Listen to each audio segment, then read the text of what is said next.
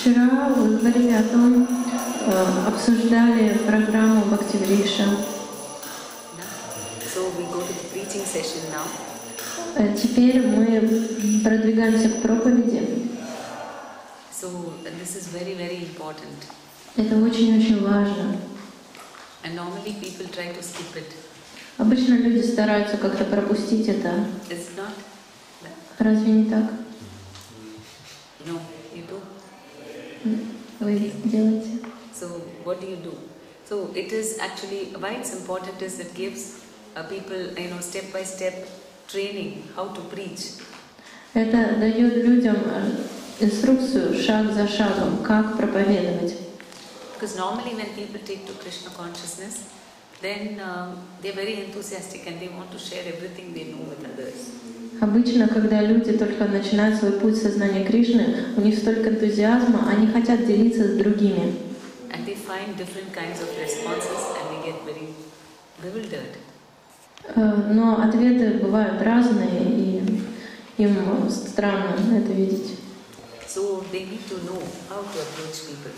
Поэтому им нужно знать, как правильно подходить к людям. First of all, we need to train them how to preach to family and friends.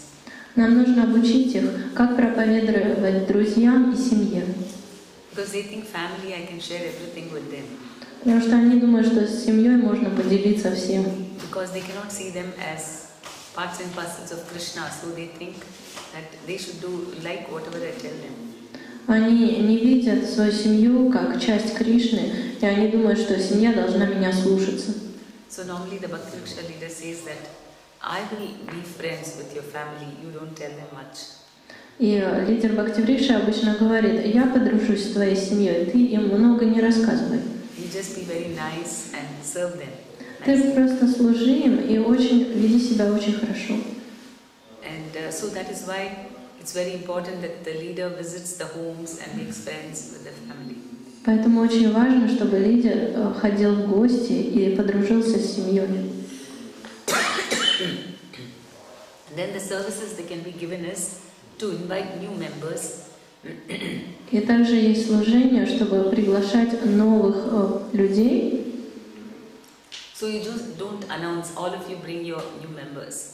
Не нужно говорить, чтобы каждый привел нового человека. But you ask them, each person, who are the people that you know?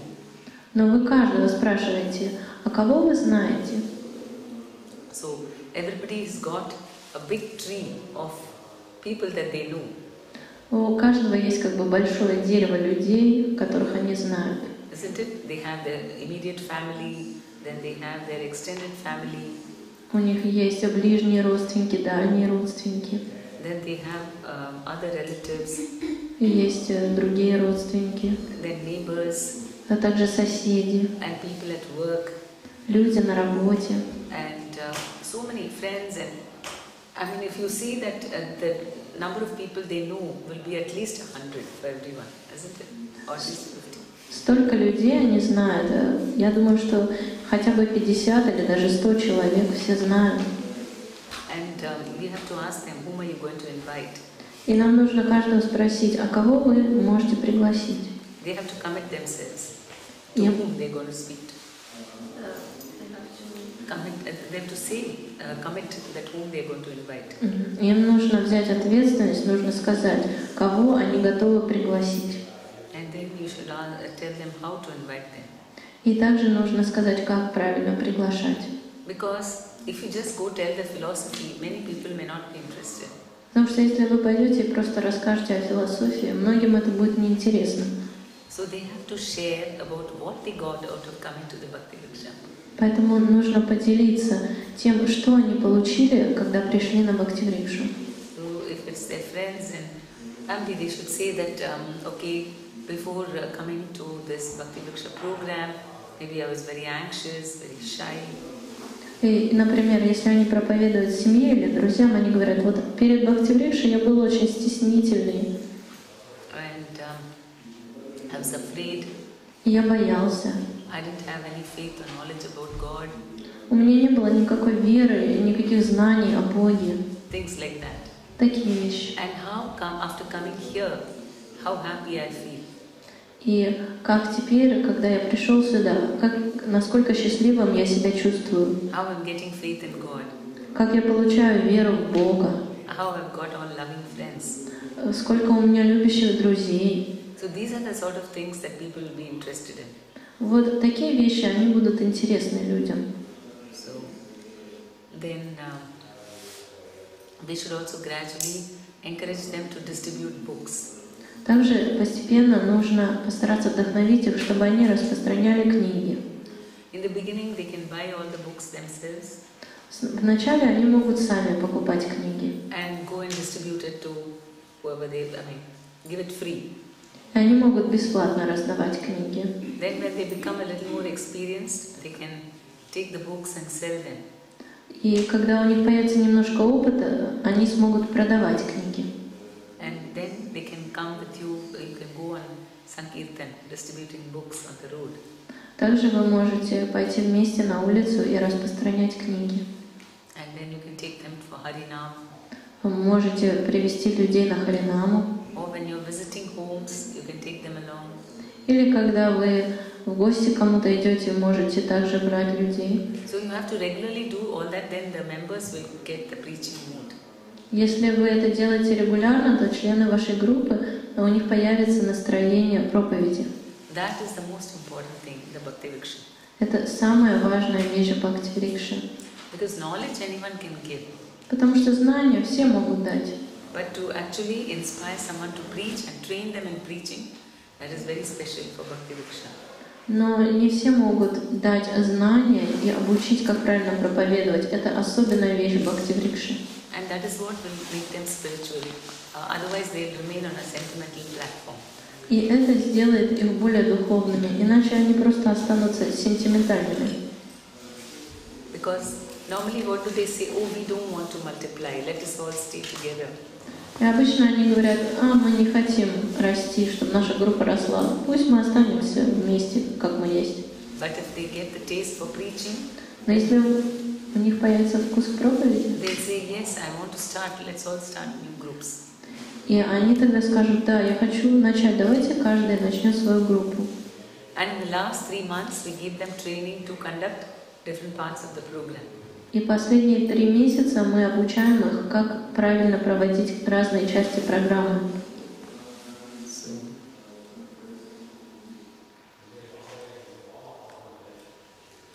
Okay, so any questions about preaching? Есть ли какие-то вопросы о проповеди? На какие программы храмы можно приглашать? То есть ходят ли туда приглашения на вахаты, или бывают какие-то там лекции вместо утренней программы? И желательно это или нежелательно? What programs are acceptable to take our members to? Lectures or maybe navahatas or something? Can we invite them to programs? You mean new people? Вы имеете в виду новых людей? Участников группы. Members of the group. Members of the group to invite to which program? Members of the Bhakti Vriksha, can we invite them to the temple to some kind of lecture or to navahat? Yes, of course. But it should be after some 4-5 months. Да, можно их приглашать, но обычно спустя 4 или 5 месяцев. Because in the beginning they want to go only to one program. Вначале они хотят посещать только одну программу. So if you start calling them for different things, then they might think, okay, I'll go for that, not for Bhakti Vriksha. И если вы будете их приглашать на разные мероприятия, они могут сказать: вот туда я пойду, а на Бхакти Врикшу не пойду. But they require Bhakti Vriksha very much in the beginning. Но им нужна Бхакти Врикша в начале очень сильно.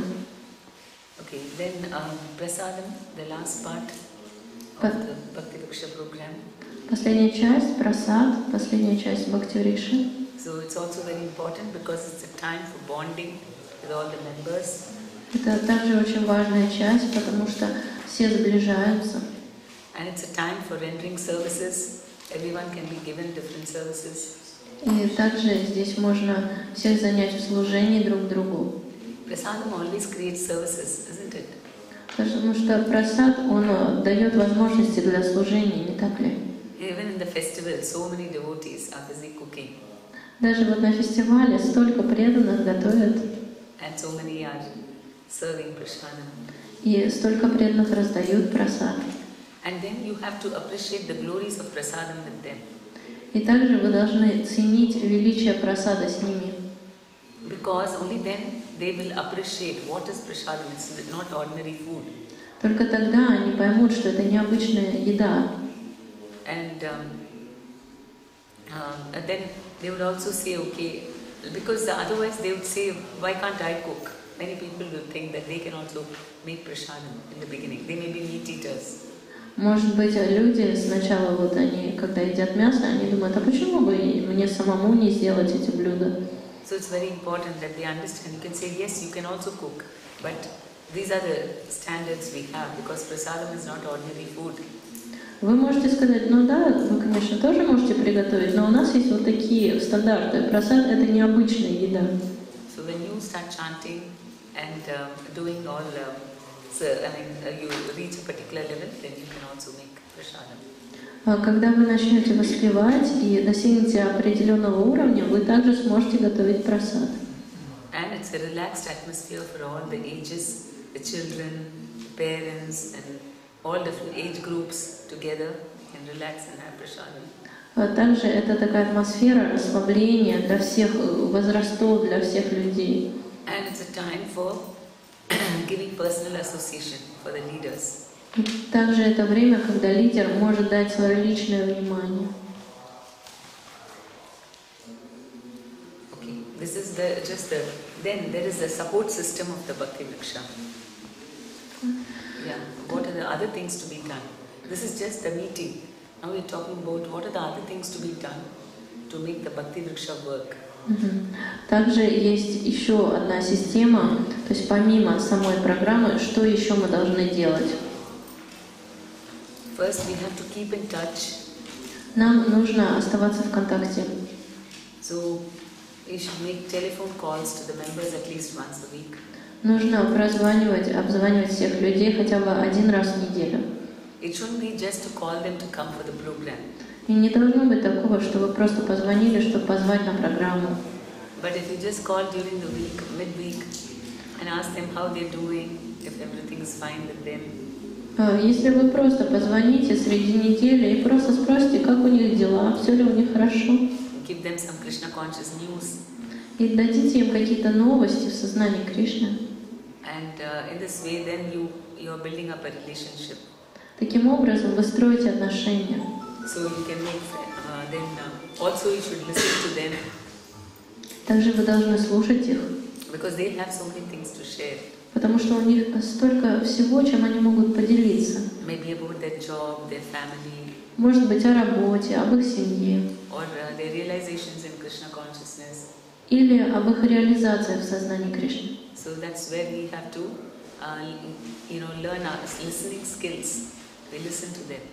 И также здесь мы прорабатываем свое умение слушать, когда мы их слушаем. And then occasional short home visits. Также иногда нужно ходить в гости, хотя бы ненадолго. It doesn't have to be very long. Не обязательно долго. You can just say, I was passing by and I thought I'll just give you this prasadam. Вы можете сказать, я вот просто шел мимо твоего дома и решил тебе просад занести. And you can just meet with all the family members. И вы можете увидеть всех членов семьи. And they will think, oh, this person is very warm and friendly. И они подумают, какой теплый и дружелюбный человек. So Krishna consciousness cannot be all that bad. Поэтому, значит, сознание Кришны, наверное, не так уж и плохо. So then after that, because then later on you can invite the members for picnics and other things. После этого вы сможете членов семьи приглашать на пикники и другие программы. Then you can make an email group for all your members. Также вы можете создать группу, все имейлы собрать своих членов группы. Or send them short messages, SMS. Или можете смс-ки маленькие отправлять.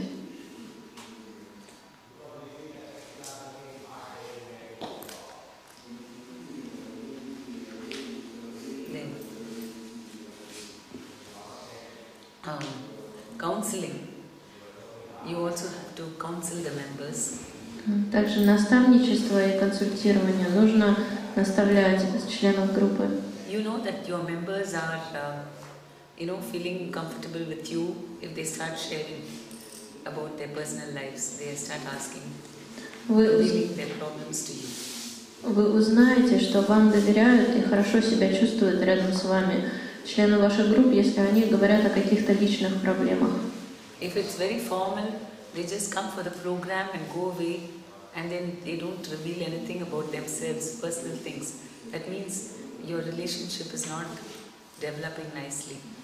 Если все очень формально, они просто пришли на программу и ушли, это значит, ваши отношения не очень хорошо развиваются. And it's very important. А это очень важно. If they need to really advance. Им нужно развиваться. Any questions about that? Есть ли вопросы об этом? По поводу похода в гости. В нашей культуре как-то сейчас не очень это уже принято. Все живут очень так обособленно, и если кто-то приходит так вот внезапно в гости, ну или даже по окружению, это может быть расценено родственниками как вторжение вот, в личное пространство. Немножко я себе не представляю, как я кому-то поведу, если честно говоря. Без звонка. Да. Okay, Да даже со звонком, на самом деле.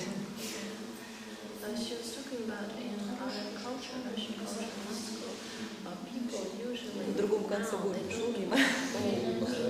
visit houses, especially without phone, and they feel sometimes invisible because the members of the family might think this is like intruding or something. And we have such a culture now, so she doesn't realize how to use. No, that's why if you tell them in advance, they may be afraid or shy. Если вы им заранее скажете, они могут постесняться или побояться.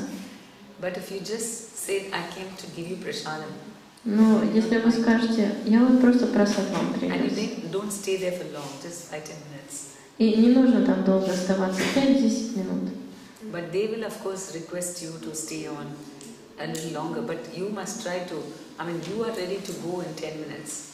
Но вы готовы уже через 10 минут уже уйти. Они могут вас попросить даже на дольше остаться. Would they mind if you try to give prasadam? Неужели они будут против, если вы просто хотите просад им дать? А если попросят остаться? And what do they say? Stay for longer? Is it okay to stay? Yes, if they request you. Если они попросят, тогда вы можете остаться. Actually, during one of our seminars, Bhakti-Vriksha seminars, we asked the members to share how they felt when their leaders came home or when they called them up.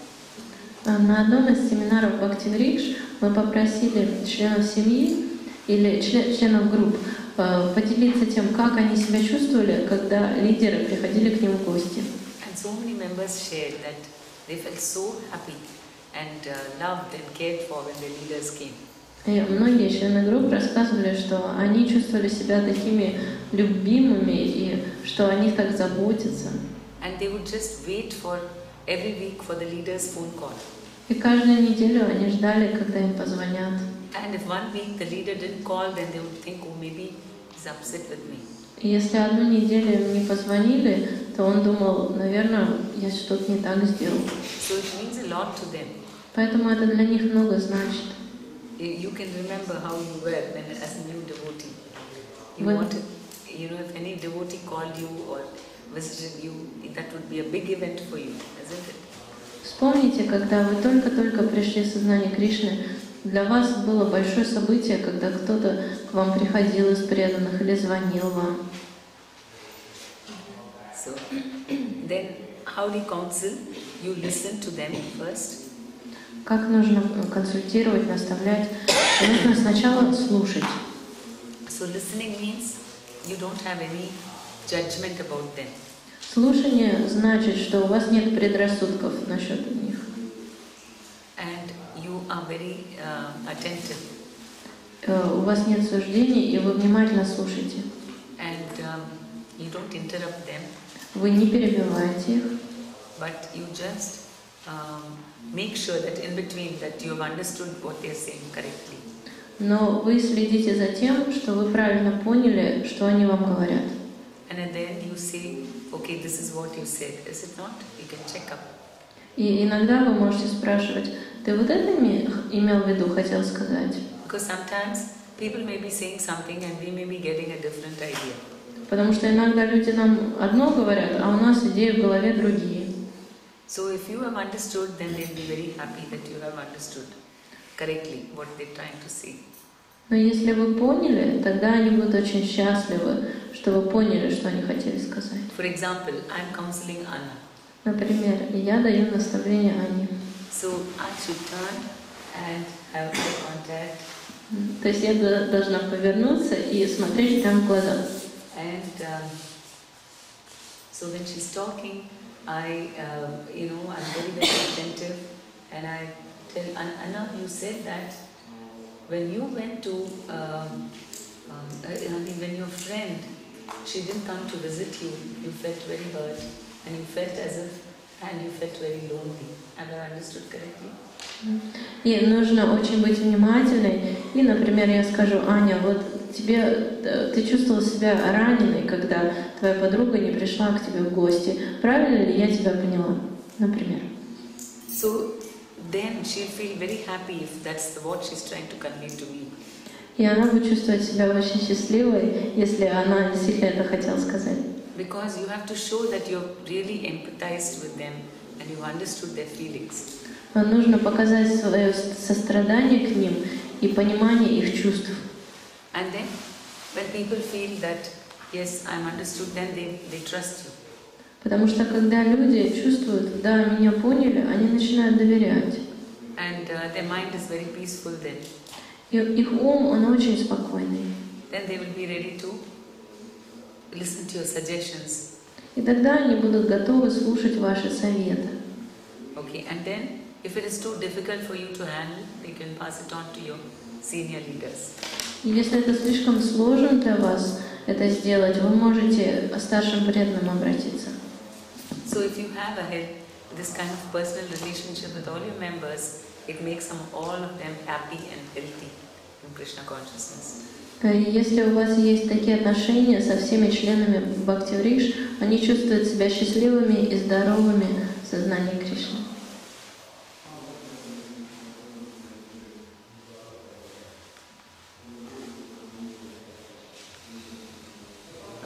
The next thing is Siksha program. Следующая вещь – это программа Шикша. Yes. По консультированию, если человек не хочет делиться, как-то закрывается.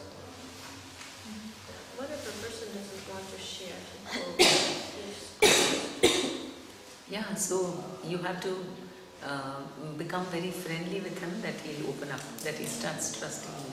Нужно очень стать дружелюбным, чтобы он начал вам доверять. А еще, с одного пола понятно, членом группы, а с противоположного пола, как бы здесь долго проблема. It's very understandable when it's the same sex, but what about the opposite sex? That's why you have to take the help of some other Mataji. Нужно прибегнуть к помощи другой Матаджи. Even if she is not a group member. Даже если она не член группы. But for intimate counseling, then you should take help of another Mataji. Для личного наставничества нужно прибегнуть к помощи другой Матаджи. What if there is no such Mataji? Который готов был взять на себя ответственность. There is no Mataji that is ready to take this responsibility. Then, are you married? Вы женаты? No. Then you should sit along with another Grahastha couple. Вам нужно сесть рядом с другой парой грехастх And then you can talk to her. и разговаривать с ней в присутствии их.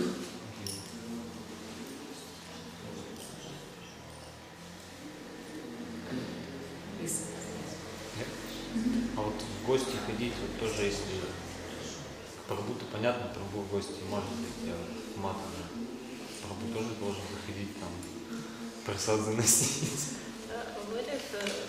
What about home visits? Is it okay to visit a Mataji and to give her prasad? You're not married? Вы не женаты? Then you can take some other members with you. возьмите других членов группы с собой. Группой, то есть. Because if she's husband may not like it. Потому что, например, ее муж, и ему может это не понравится. Пожалуйста, а если возраст, допустим, человек, которому я пытаюсь дать совет, он намного старше меня, женщина, допустим, как обращаться? То есть как доверие войти, что доверенность. What if the person that she's counseling is much older than her, Marjorie, for example? How can she build a trustful relationship, and will this Marjorie be able to listen? Age doesn't matter. Возраст это не важно. It's your concern for her, because in Krishna consciousness you're more advanced, then they will, they will trust you. Вы заботитесь о ней, и если у вас больше опыта в сознании Кришны, она будет вам доверять. And you can take the help of senior Vaishnavas. Также можно прибегнуть к помощи старших преданных. There was a girl of 20-year-old who started a Bhakti Vriksha group. Была одна девушка, 20 лет, и она начала программу Бхакти Врикша. And all the members were all much older than her. И все члены группы были намного старше нее. But still they accepted her as a leader. Но они приняли ее как лидера.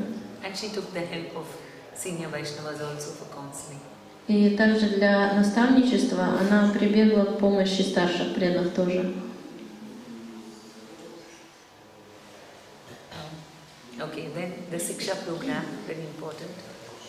Программа Шикши — это очень важно. So it's very easily we can make them go up in Krishna consciousness. Это очень помогает им расти в сознании Кришны. And these kind of commitments make them very serious about their vows. И такие программы, они делают их более серьезными насчет своих обетов. And when everybody blesses and cheers them, it's very good for them.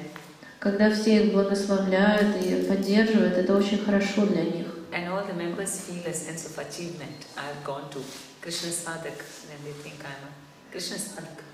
И, например, все члены группы, они думают, вот я теперь уже Кришна Садхак, новый уровень.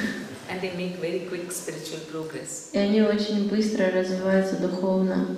Are you all doing Shiksha program? Вы все проводите семинары, программы Шикша?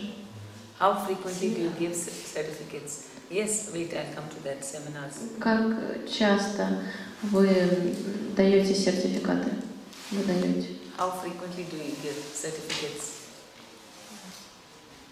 После каждой части программы, потом, если кто-то раньше заканчивает, кто-то позже, у нас обычно через 2 месяца где-то вьюга происходит. На этих вьюгах мы вдохновляем заранее преданных, чтобы они принимали агеты, какие могут. То есть некоторые пришли в группу, например, Кришна Садака требуется уже 8 групп. Мне, например, читают 4, потому что они там несколько недель проходят к нам. Кто по мере возможности. After each program and also on the views, they inspire people to chant more rounds. And some people that have come later, they chant less. Maybe they cannot chant 8 when everyone's chanting 8, but they can chant only 4.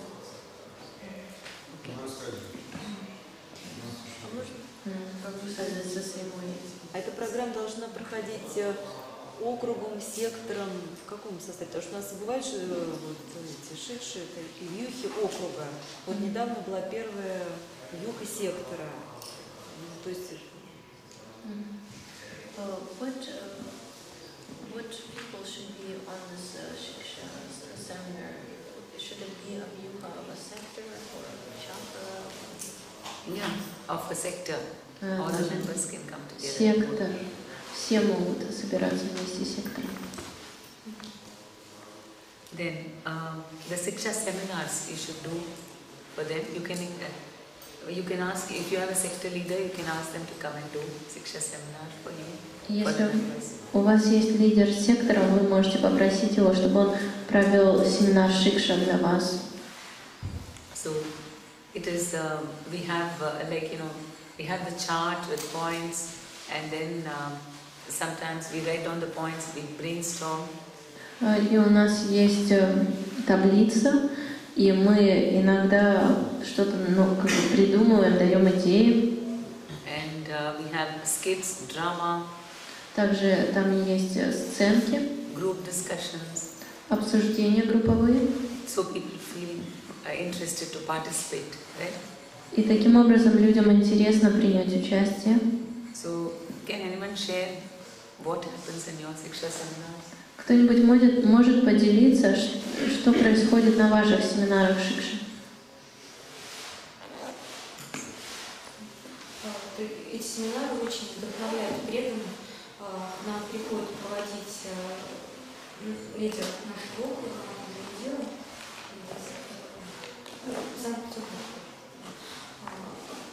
И молодые преданные, когда они только приходят, и они видят уже таких серьезных преданных, которые делятся своими реализациями и могут ответить на какие-то вопросы более подробно, они очень вдохновляются. И на каждом семинаре у нас берется огромное количество обедов, практически каждый семинар, каждый повышает свой уровень. These seminars are so inspiring. They're chocolate when it comes to conduct them. And the new people, when they see such great serious devotees, they are very inspired. New people also come. Новые люди тоже приходят на семинар? Да. Бывает, что люди приходят первый раз именно на семинар попадают. Sometimes it happens that the first time they come to a seminar, and they don't feel disturbed. И они себя хорошо чувствуют, ничего их не беспокоит.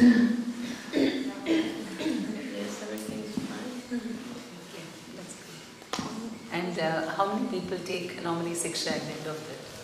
И сколько людей обычно принимают обеты Шикша в конце? На последнем семинаре из 17 членов ППдд18 8 приняло обет, остальные попросили благословения. Но они повышаются. У нас многие уже читают 16 стихов просто. Out of 17 people, about 8 accepted, and the others just asked for blessings. Many of them were already chanting 16 months. Okay, but it's got a good result. Результаты хорошие. Семинар Шикши, обеды это очень здорово. А во-вторых, когда мы обсуждали тему, то есть не смогли бы загорать спектакль, мы просто его прочитали на 2 роли. Про вегетарианство, например, у нас преданные разбились на несколько маленьких групп и обсуждали. Они приводили там минимум 10 тезисов в пользу вегетарианства. Получилось очень вдохновляющее обсуждение. Преданные вывели очень много аспектов вегетарианства. Я последовала примеру Маши Прямпатани, она в прошлый раз давала демо-версию программы Шикши, и она очень хорошо сработала. So she said that you gave an example of how to conduct Shiksha seminar, and she used this example, and they had a very good discussion about vegetarianism. And many examples were given why people should be vegetarian, that was inspiration. And they all agreed to be vegetarian. И они все согласились стать вегетарианцами. Они все уже были. They have already been vegetarians. And then, so it gives them knowledge instead of just forcing them that you should go to the next level, but they understand why they need to go to the next level. И таким образом это дает им знания. То есть мы никого не заставляем, мы просто даем им знания, почему стоит на следующий уровень переходить. Then it clears all their doubts. И все их сомнения, они уходят. It's interactive and participative. И все могут принять участие. And everyone is inspired by each other to commit themselves. И все вдохновляют друг друга, чтобы больше предаваться, больше обетов давать. Because even if somebody is hesitating, then the others will inspire them. I can do it, so you also do it. И таким образом, даже если у них есть какие-то сомнения, другие скажут: ну я же могу, значит ты тоже сможешь.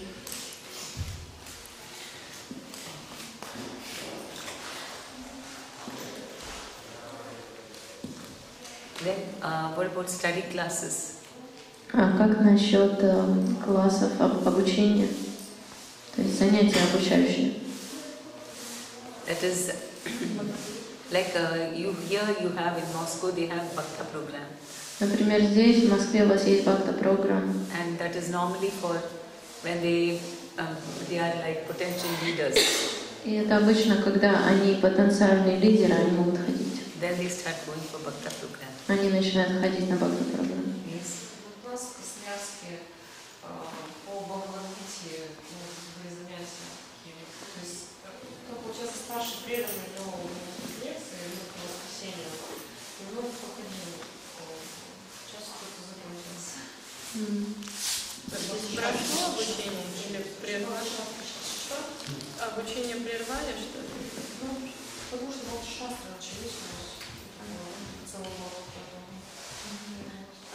Some senior program is senior devotee in their yasha. He gave classes on Bhagavad Gita and many people came, but then it ended. Why? Bhakti Shastra, she said. Oh, Bhakti Shastri. They're all attending, all the leaders, members. Bhakti Shastri for Bhagavad Gita before. No, they finished Bhagavad Gita. То есть они, все члены группы, они ходили на Бхагавад-гиту и закончили, да, получается? Нет, там не все ходили.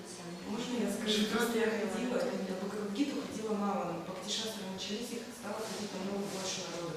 Но там не все ходят на Бхакти-рикшу, но вот я хожу, и как бы с моей группы ходят точно на Бхакти-шастры, я знаю, там как правда. Actually, when Bhagavad Gita classes were, not many people came, but now there's Bhakti Shastras and more people from Bhakti Riksha go there. And they're also coming for Bhakti Riksha. И на Бхакти-рикшу они тоже продолжают ходить. Very good. Очень хорошо. Yes. У нас тоже проходил курс по Бхакти-рикше, и после окончания этого, что там в течение года читали 16 кругов преданные и приняли инициацию у Махараджа 8 человек, получили инициацию по окончании Бхакти-рикши. After the Bhakti Riksha ended, for 1 year, devotees were chanting 16 rounds and then they got initiated. 8 people. Where? Which place? Какой город?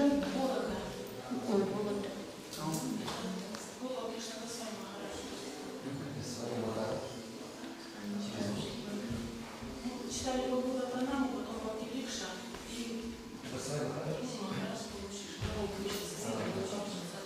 Oh, we came to Olagda, no? You were there?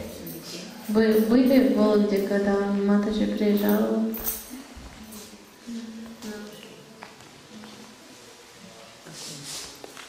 And so they get a deeper understanding of the philosophy and it helps them to apply Shastra in their lives, the study classes. Эти обучающие занятия, они помогают глубже понять философию, более практично и применить ее в своей жизни. And it creates a desire to study Prabhupada's books. И таким образом появляется желание изучать книги Шрилы Прабхупады. Even if they don't read in the beginning, but through the study class, then they get interest to read. Даже если они сначала не читают, но потом, после обучающих занятий, у них появляется желание читать. Do all your members read books? Все члены вашей группы, они читают книги Прабхупады? Not yet. Пока нет. It takes at least 4-5 months before they start reading. Обычно 4 или 5 месяцев проходит перед тем, как они начинают читать. So if they read and then they attend these classes, then they'll become very good Bhakti Riksha leaders. Если они будут читать, будут ходить на обучающие занятия, они станут очень хорошими лидерами Бхакти-рикши. Then another very important support system is Japa Marathon. Также еще одна очень важная программа – это джапа-марафон. Do you do that? Вы делаете это? So what is your experience? А каков опыт? То есть как вам понравилось? Какой опыт у вас? Что? Ну, хороший опыт. То есть мы на карточке проводили просто раз в 2 месяца. Конкретно ходят, вдохновляются больше, конечно. Да, это нравится очень хорошо. Первый раз провели, просто на квартире собрались, вот на Рикше, просто предложили, давайте соберемся и почитаем Джапу вместе. С этого ну, как бы началось, что стали проводить. Потом приехали, съездили в Москву, на Джапу, и все, и потом ушло в Красноярск. They do it very often, and the experience is great. For the first time, they did it in just the flat, and it was a wonderful experience. And then they came to Moscow for a job retreat, and then first year they do it. And do the members increase their rounds because of this? И из-за этого члены группы повышается количество кругов? Yes, right away. As in practice. На джампном марафоне необходимо как-то предупреждать, что программа проводится или неожиданно Shouldn't be important that this Japa marathon shouldn't be started today. We have Japa marathon. Why you feel people won't come and call them for a Japa marathon? Вам кажется, что люди не придут, если вы их позовете на джапа-марафон?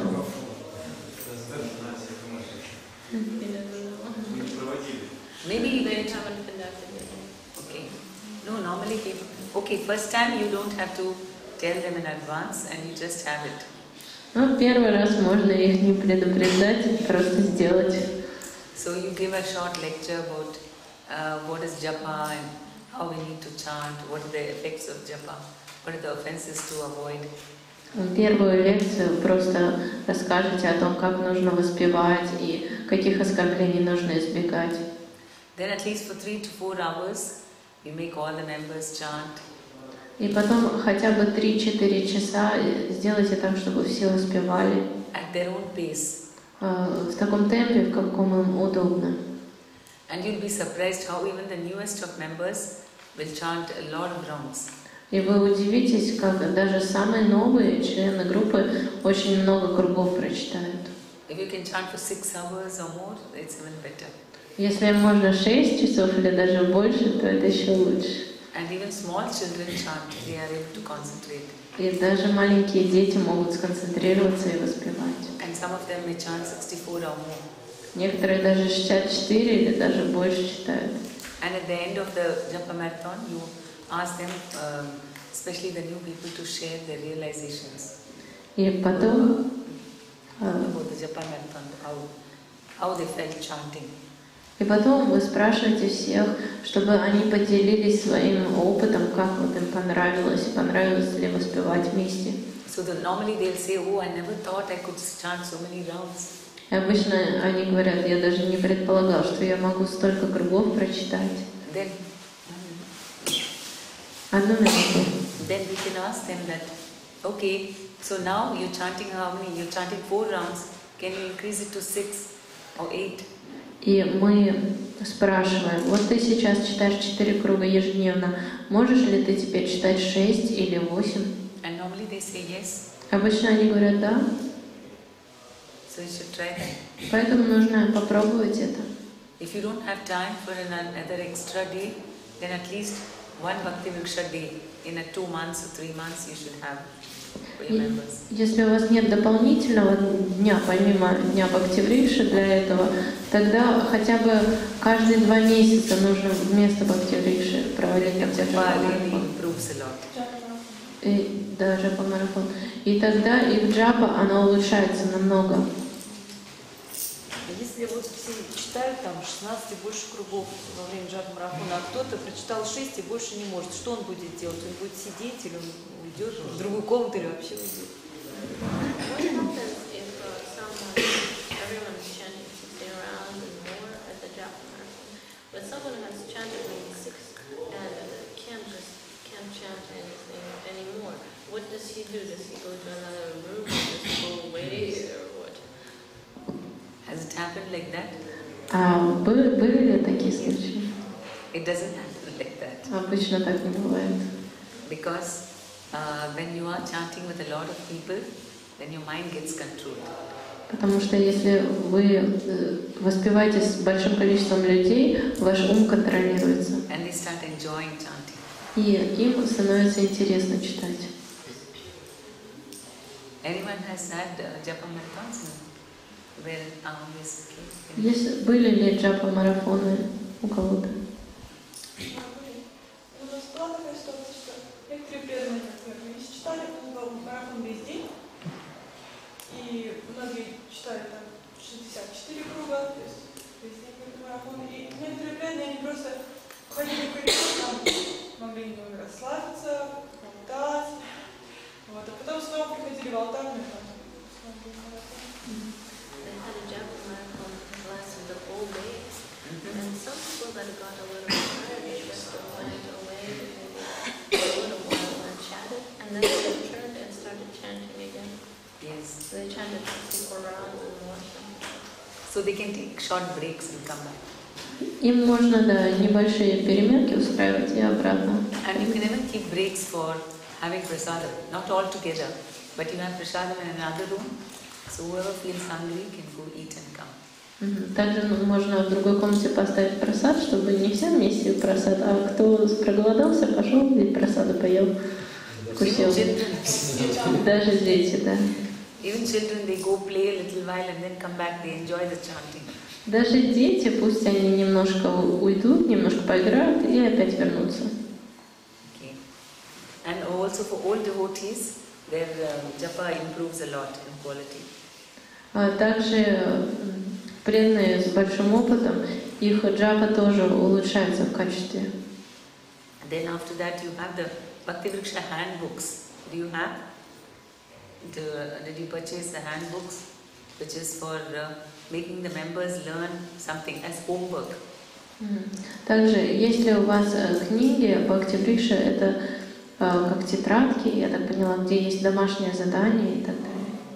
Yes. Есть ли у вас такие книги, или учебники, тетрадки? Книжка «Начало пути». What's it called? Over here, I think we have a set of 4-5 books, because what we have done in English, I think they did something else. I don't know if they have translated. They have? Есть только учебники, а рабочие тетради есть тоже? Нет, «Начало пути», вот такие. Там Несколько книг. То есть по-английски они немножко по-другому сделаны, здесь по-другому. Здесь только учебники, потому что тут же говорилось про рабочие тетради, можно делать домашние задания. А там же вопрос есть. Да. So they said that there is a handbook. Okay. So you can ask the members to read some pages and come. So they will learn all extra things. Вы можете попросить их, чтобы что они что-то вычитали. Not modules, it's called handbook. Это рабочая тетрадь. Две книжки I «Начало пути». can email to you what we have done, and you can also buy from here. For Russians, he has made some other things, like Vaishnava etiquettes and all that. Because here he felt they need more, how to dress, how to behave, all these things. Because if you have to teach, you have to teach separately to each person, it's difficult. If you ask them to read and come, and then you can just, maybe you can read together with them and then ask them to read at home. So it saves time. То есть можно попросить, чтобы они дома прочитали. Просто есть английский вариант, он по-другому. Ангирамони Прабhu сделал другой, более детальный для нас учебники. Как одеваться, как вайшнавский этикет. I'll also send you this because for Germany, it has the meaning of devotional practices, songs, shlokas, how to worship, cooking, artis, all this, what you need to teach your members. It is there in the book form. So they read it, and they have any doubts, they can ask you. Также там, как правильно служить, как готовить прасад, то есть там все описано, все, что они должны знать. И если они сомневаются в чем-то, они могут подойти к вам с вопросами. Then you have yoga programs. Также есть программа в Юхе. How many of you have yoga programs? Что? Юха, когда есть секторы или чакры. Every 2 months, yeah, I'll describe what it is. Так, у кого из вас вообще проходят такие программы? Yes, okay. Okay, at the end I'll ask you to share what you do. В конце я попрошу вас поделиться, что вы делаете. So after every module, every lecture Davan or Krishna Seva, Krishna Sadhak, every module is over, then 2 or 3 groups get together. Когда каждые несколько модулей они заканчиваются, 2 или 3 группы собираются вместе. And the members are involved in organizing this program. И члены группы, они организовывают эту программу. So there is a senior devotees lecture. Есть лекция старшего преданного, longer kirtans, более длинный киртан. And members can do some cultural activity. И можно что-то, какую-то культурную программу придумать. Singing or dance or drama. Петь или танцевать, или какую-то сценку поставить. And some of them can share realizations. Кто-то может рассказать о своих реализациях. What they got out of Bhakti Vriksha. Чем им нравится Бхакти Врикша, что они получили. Then you can have a quiz. Также вы можете сделать тест, based on what you're teaching them in the Bhakti Vriksha. Основанный на том, чему вы их обучили в Бхакти Врикше. You can have games. Вы можете устроить какие-то игры. Distribution of Siksha certificates.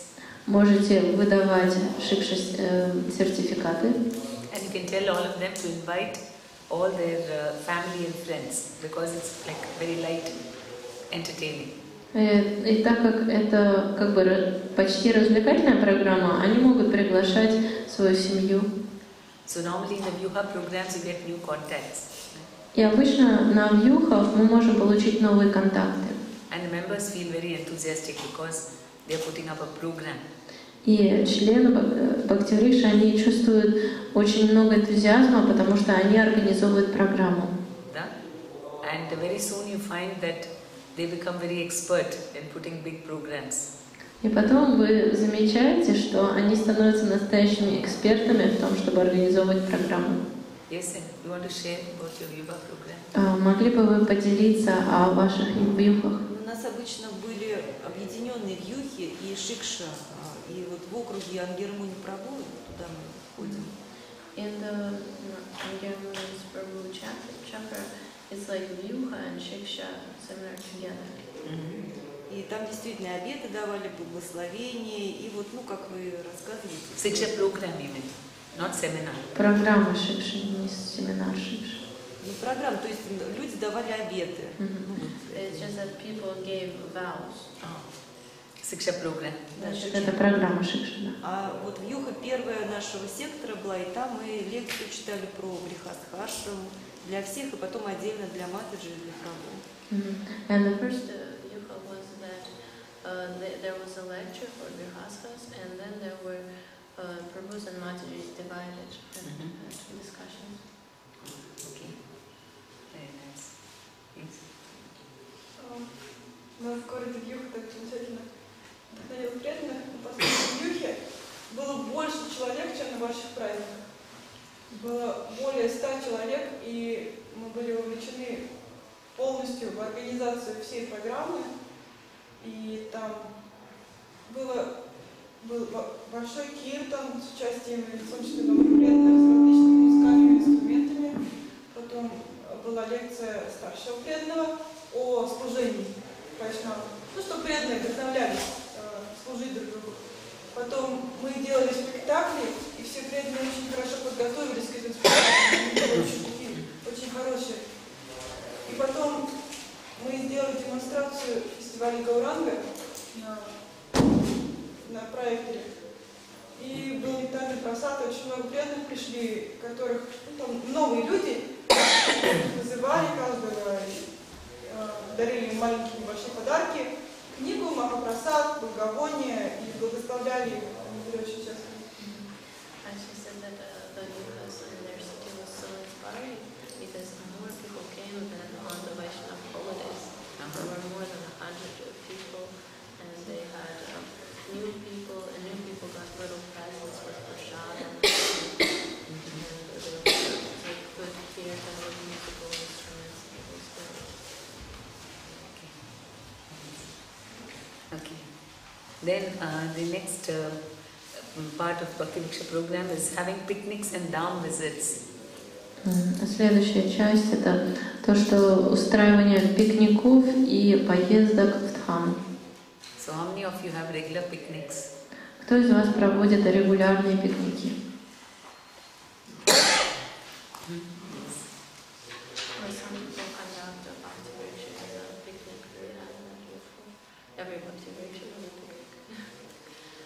I mean, you had it outside, but that's still Bhakti-Vriksha. Okay. After Bhakti-Vriksha. Okay. So you don't have to do everything yourself, because for the picnic you can make the members arrange and organize things. Вам не нужно делать все самим, вы можете попросить членов Бхакти-Врикши что-то организовать самим. Some light snacks and transport, everything. Например, какие-то легкие перекусы и транспорт. But the advantage is it brings all the members close to each other. Но хорошо то, что все члены группы, они собираются вместе. It's a spiritual recreation. Это духовное развлечение. Recreation. Ну, recreation. Ну, не обязательно, это как отдых, духовный отдых. And makes them more enthusiastic in Krishna consciousness. И также они становятся более вдохновленными в сознании Кришны. Because families, they like to go out together, but on their own. But if you arrange picnics, then they spend more time with devotees and they become very enthusiastic. Обычно семьи любят сами отправляться на пикник, но если вы организуете пикники, они больше времени будут проводить с преданными и получат больше энтузиазма. So it's an opportunity to interest those family members. Suppose husbands or only one person is coming. They say the husband is not coming or the wife is not coming. Then for a picnic they'll be ready to come with their spouse. Например, кто-то из семьи приходит на Бхакти-Врикшу, а кто-то нет. Жена приходит или только муж приходит. Но на пикник можно пригласить также мужа и жену, которые не ходят на Бхакти-Врикшу. Then you are able to give a lot of spiritual association through picnics. И также вы даете очень много духовного общения на пикниках. And all the time, if you only have Bhakti-Vriksha, it might make it a little boring. But if you have some, it gives a good break from regular routine. Если у вас все время только Бхакти-Врикша, то, может быть, это станет немножко скучным, а здесь будет как бы перерыв от обычной рутины. And it gives a great opportunity for doing a lot of services. И также здесь огромная возможность дать очень много служения. You can be very creative in how you make it a Krishna conscious picnic. И также вы можете проявить очень много творчества здесь, чтобы сделать это пикником сознания Кришны. Of course, you can have kirtans. Конечно, вы можете устраивать киртаны. Then maybe you play damsharads. Do you play that? Means somebody has to do acting and they have to guess what word it is. Например, какую-нибудь такую игру, что вот покажи и не расскажи, ну как-то так она называется. Да, и нужно угадать слово. Like that, different things. You can make it Krishna conscious and sharing of realizations, so many things. Такие вещи можно обратить в сознание Кришны и поделиться своими реализациями. And of course, in Russia, many of you go for dham visits. И также в России многие из вас едут в Дхаму. So that's also a very good time when devotees come together in a very spiritual setting. И также это очень хорошее время, когда преданные собираются вместе в духовном месте. Then another very important thing is that the leader has to write regular reports. Также еще одна очень важная вещь: лидер должен постоянно писать отчеты. Who writes? Кто пишет отчеты? All of you write regular, every week. Постоянно, каждую неделю. Very good. And the Prabhus are writing. А Прабху не пишут отчеты? Okay. Because reports are very important because it helps you to assess the progress of the members. Это очень важно, потому что это помогает вам помогать членам группы прогрессировать. You know if you are in, and the report is very easy. You just have to write the attendance, and I mean the form is there, only the attendance, the Siksha level, and any other comments about that person. Это очень легко, вам просто нужно написать, кто пришел и сколько кругов, то есть какой уровень шикши и какие-то комментарии. So if somebody is not regular, then it's easy to find out through the reports, or if they are not progressing properly in their Siksha. И также здесь очень вам будет легко понять, ходит ли человек регулярно на бхакти-врикшу или нет, правильно ли он прогрессирует в своем уровне шикши. And then your sector leader will be able to find out. He'll ask you questions, whether you're doing all these things, checklist for a bhakti vriksha, whether you're doing all the different parts. Также лидер вашего сектора, он сможет тоже лучше узнать вашу ситуацию и может спросить, правильно ли проводите программу, все ли вы делаете правильно. He'll be able to diagnose the problems and give solutions. Он сможет диагностировать проблему и дать решение. And helps in making long-term plans. И также это поможет создать более долгосрочные планы. For the sector leaders, they're having strategic planning. Потому что лидеры сектора, у них идет стратегическое планирование. Long-term planning, how to set goals and targets. Они ставят определенные цели долгосрочные. Different committees. Разные комитеты существуют. But at the bhakti vriksha level, you don't need it now. Но на уровне бхакти-врикши вам пока это не нужно. But if you write the reports, it will be easy for the meetings. Но если вы будете писать эти отчеты, то это будет легче для лидеров сектора, для их встреч. And we need to have regular meetings between all the bhakti vriksha leaders. И также нужно, чтобы проходили регулярные встречи лидеров бхакти-врикши. Do you have meetings? Есть ли у вас такие встречи? Должно быть на встрече лидеров бхакти-врикши, потому что когда мы встречаемся, то я чувствую, что это мало плодотворно. How should the meetings of leaders should be conducted? What should be on there? Because when Mataji goes to these meetings, she sees that there are not a lot of results of these meetings. Okay, we'll be doing that. What to conduct meetings. Мы позже обсудим, как проводить эти встречи. And so there is a lot of teamwork and understanding between the leaders. Есть очень много сотрудничества и понимания между лидерами. Because it's not enough if everyone conducts separate programs. If you have regular meetings between the leaders, then everyone will want to cooperate. Потому что, то есть вы не можете просто каждый проводить только свою программу. Нужно, чтобы были общие встречи, чтобы все хотели сотрудничать. And also to organize joint programs. И также должны быть программы совместные. Like Vyuha or joint, I mean like down visits or festival. It's easy if you leaders are meeting regularly together. Например, вьюхи или поездки в Дхаму или фестиваль. Легче, когда все встречаются вместе. So there is a lot of cooperation. И есть много сотрудничества. And everyone can help one another. И каждый может помогать друг другу. Maybe you need some help because you're going on 2 weeks away from the place and you need someone to take care of your members. Может быть, например, вы проводите бхакти-врикшу и куда-то уезжаете на 2 недели, и вам нужен кто-то, кто бы вас заменил. And in the meeting you say so. И на встрече вы говорите об этом. And the sector leader might say, okay, he might request other leaders to help take care of the temporarily for the group. И лидер сектора, он может попросить других лидеров группы временно позаботиться о вашей группе.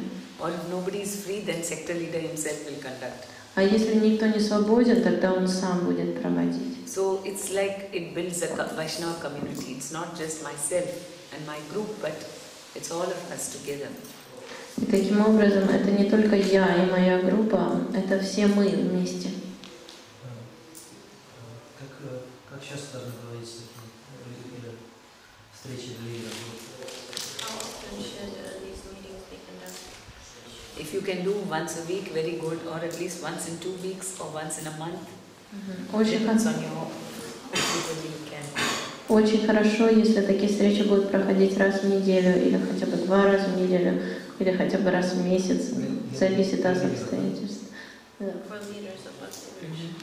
Да. А вот эти joint программы как часто? No, that is festivals or Rath Yatra. That is anyway part of karma. Every few months you'll have a festival or a Rath Yatra or something.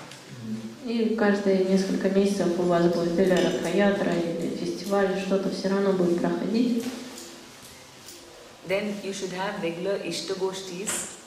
You know what's an Ishtagoshti? That means that you come together informally to, if there is some misunderstanding, then all the devotees come together and discuss what went wrong and everyone gives suggestions. А также должны проходить регулярно Ишта-гошти. Это когда произошло какое-то недопонимание, и все вместе собираются, чтобы обсудить, что было неправильно, как все исправить. Okay, it could be, can you mention some problem in the group or community? Вы можете обсудить какую-то, подсказать какую-то проблему в группе или в обществе? Yes. Ну, не знаю, большая проблема. Я сейчас тебя съем, наверное, за эту проблему. Такая ситуация, что я как будто бы являюсь самым активным слугой Бхакти-врикша. Я первая в городе, вместе с моим наставником, мы открыли Бхакти-врикшу. Мой наставник, это старшая преданная, инициированная, она открыла общую Бхакти-врикшу у нас в храме. Я открыла Бхакти-врикшу у себя дома. У меня не было помощников. Я собрала Бхакти-врикшу из тех, кто пришел. И сейчас у нас 3 Бхакти-врикши. Одну Бхакти-врикшу идет Прабху. Очень благочестивая, очень возвышенная душа, у него все очень хорошо получается, но у него нет обучения. То есть он не обучался. И ведется одна Бхакти-врикша людьми, которые тоже не обучались, но они очень вдохновились Бхакти-врикшу провести. Матаджи они были на зимней, только на зимней школе. И так получается, что на встрече лидеров, да, то есть только тогда мы можем обсудить все эти моменты, я больше всех кричу, потому что мне все интересно, я хочу что-то усовершенствовать, что-то улучшить, я очень сильно переживаю. Я переживаю из-за того, что люди не ходят на учебу, например, у нас сейчас приехало 15 человек, которые... Я очень хочу, чтобы они ходили на лекции. Они ходят на все лекции, кроме как на учение Бхакти-врикша, хотя им уже, сейчас уже их открывать. У меня вот такая вот голова. Я не могу пообщаться с нашим лидером сектора, потому что матушки тоже нет, у нее ребенок, и она сама тоже обучается, то есть она одна единственная в этом городе, и она тоже в своем соку варится. Я не могу тоже от нее много требовать. Поэтому все очень медленно развивается, это очень сильно не нравится. А когда при этом я это говорю, мне говорят: ты что гонишь? Вот так, вот, грубо говоря, вот так. И поэтому я внутри себя ем и не могу ничего с этим делать, потому что остальные, они так, типа, что ты паришься? Все же нормально. The problem is that she seems to be in her city the most active. She started a Bhakti-wriksha with one senior devotee, and now there are 3 Bhakti-wrikshas, and the rest of the leaders, they haven't had any education in Bhakti-wriksha. They just got inspired and just started doing it. And when they have meetings, she always says, let's study, let's read something, and everyone says, oh no, it's okay, so I don't worry about it. And here there are a few people, and they go to all the lectures, except the little lectures about the Bhakti-wriksha. Although they will soon start their own Bhakti-wrikshas, so she's worried that no one is developing properly like she was. So maybe you can have an Ishtagoshti with them today. Может быть, сегодня нужно устроить Иштагошти с ними. And you can show your concern how to improve our Bhakti-vrikshas. И вы можете рассказать о своих идеях, как усовершенствовать свои Бхакти-врикши. Ну,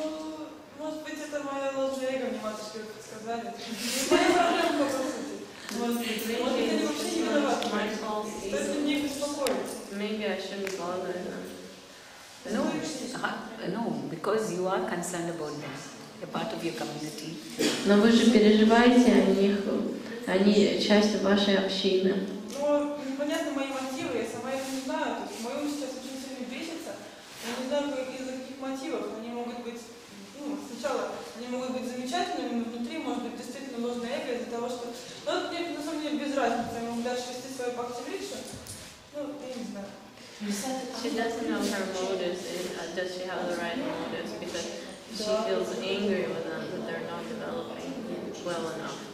So she thinks maybe it's wrong that you should. No, all that will get exposed. See, all that will get exposed. In the Ishtagoshti, you can show your concern, and if they feel, oh, you don't have to worry about us. But whatever, if there is a problem, then if everyone speaks, maybe they don't know your concern, right? Может быть, они еще не понимают, насколько вы обеспокоены этим. И в Иштагоште каждый может высказать свое мнение, и станет понятно мотивы каждого. You can inspire them by sharing what you got. Вы можете вдохновить их, поделиться тем, что есть у вас, что вы получили. Мне кажется, я их достала уже. She thinks that they are fed up with her. It's too much. Okay, then you should call somebody else who can mediate between both of you. Можно кого-то другого позвать, чтобы он баланс такой соблюдал. So there should be sharing and communication. Должно быть, то есть нужно делиться и нужно общаться. And it doesn't allow resentment to build. И так не, то есть не будет. Means this feeling of oh, why are they not? She's angry with them. И так у вас не будет вот этого внутреннего такого гнева, обиды, если вы будете делиться своими чувствами. Because there are so many senior leaders here, you can call them. Здесь столько старших преданных, вы можете их позвать. And you can have an Ishtagoshti with all your friends, with them. Вы можете Иштагошти устроить со своей группой. Пусть каждый поделится своим мнением. And you see what the senior leader says. И вы узнаете, что скажет старший преданный. Okay.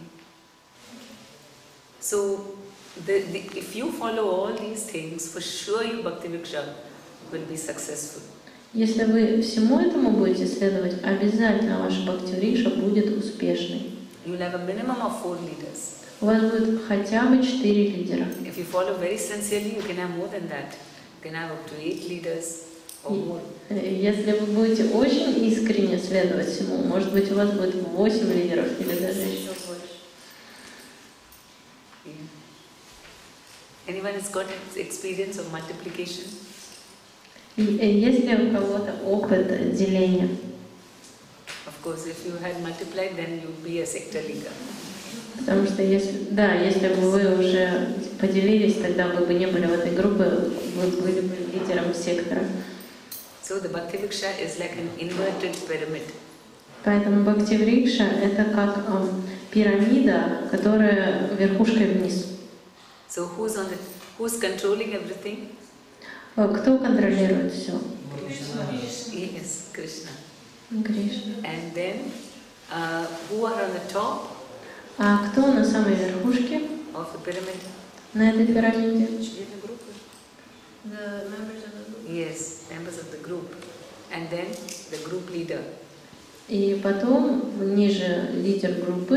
And then all the other leaders, sector leader, chakra leader. И потом все остальные лидеры. Лидер сектора, лидер округа. Then the director. Директор. And then the National Bhakti Vriksha Committee. И также комитет, национальный комитет Бхакти-врикши. They are serving everyone else. А они служат всем остальным. Because the new people, they won't feel like a servant. They are on top. Everyone is taking care of them. Потому что новые люди, они не будут чувствовать себя слугами, они наверху, и все заботятся о них. So, in case you don't have, like in a place like he has already some leaders, right, in Germany. Not leaders, some people who are senior devotees. Okay, for for them. У вас в Германии есть несколько старших преданных. Then you can have a startup group for 2 months. Startup group for practicing for the leaders. Можно 2 месяца сделать такую начинающую группу для лидеров. Say we're all senior leaders. Then we meet together and then we do a mock Bhakti Vriksha. Например, мы все старшие преданные, и мы устраиваем такую пробную Бхакти Врикшу. So first week I conduct for you. Например, я для вас провожу. Then next week I ask, what's your name? Jena to conduct. На следующей неделе я попрошу Женю провести. And Nadia.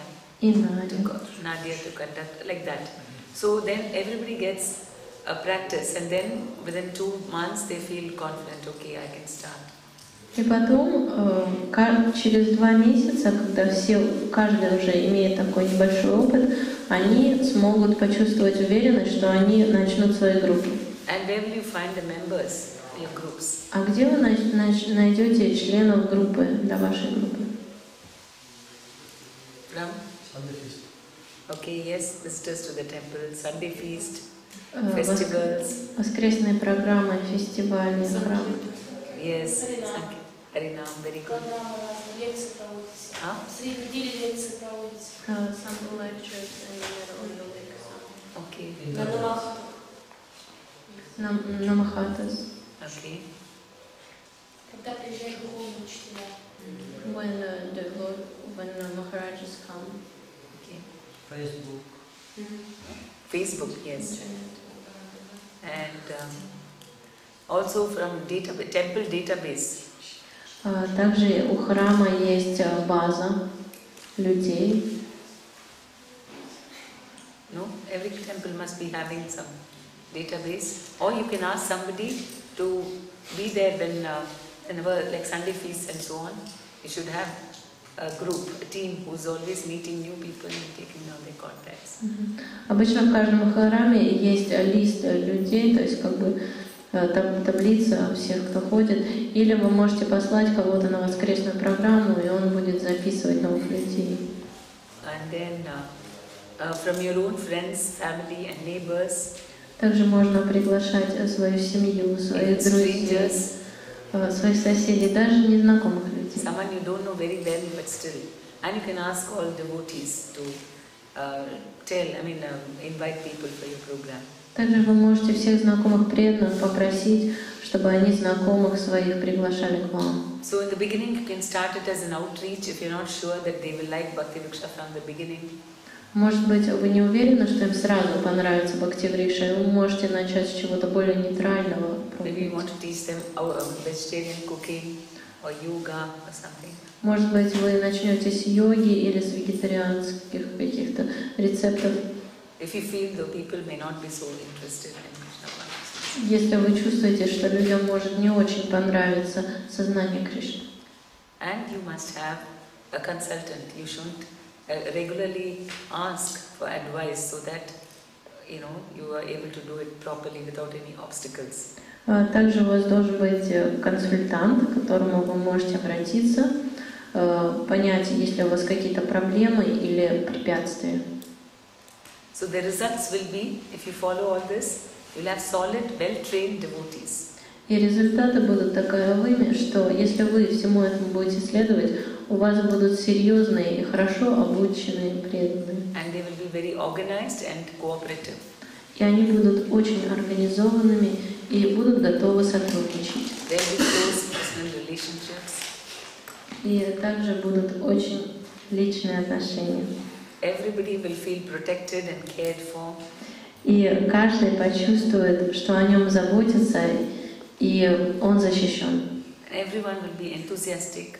И у всех будет энтузиазм. Everyone will want to render services. И все захотят предложить свое служение.